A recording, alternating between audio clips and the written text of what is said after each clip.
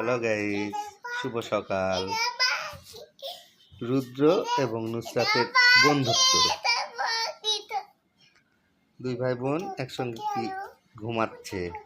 আজকে সকালবেলা ঘুমের থেকে উঠে নুসরাত এসে ভাইয়ের কাছে শুয়ে পড়ছে।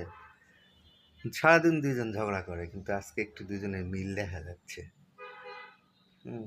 ঝগড়া করে বলতে ঝগড়া করে আবার মিল হয়।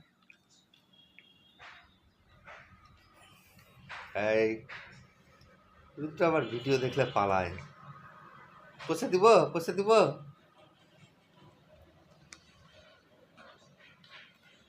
ভাই কাদু টুমাটো টুমাটো কি রাগ করছো?